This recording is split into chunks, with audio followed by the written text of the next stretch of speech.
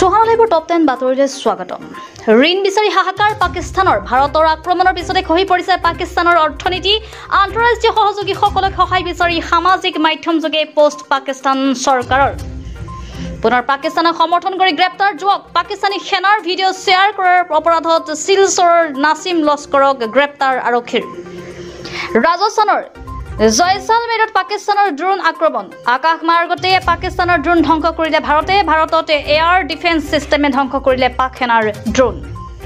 ভাৰত পাকিস্তানৰ যুদ্ধত আমেৰিকা জড়িত হ'ব বিচৰা নাই। কূটনৈতিক দিশেৰে আমেৰিকাই সমস্যা সমাধানত গুৰুত্ব দিব, মাৰ্কিন উপ ৰাষ্ট্ৰপতি জেডি ভান্সৰ মন্তব্য।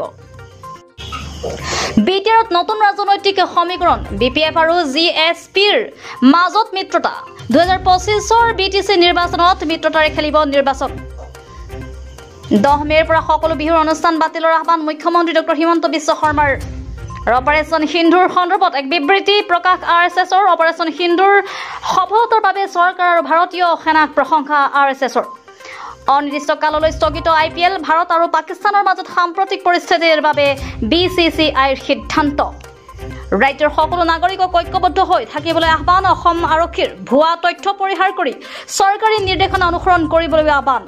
ভাৰততে পৰিস্থিতি নিয়ন্ত্ৰণ কৰিবলৈ ছৌদি আৰৱ, কাটাৰ, চীনৰে আলোচনা। পাকিস্তান প্ৰতিৰক্ষা মন্ত্ৰী খ্বাজা আসিফৰে উদ্ধৃতি।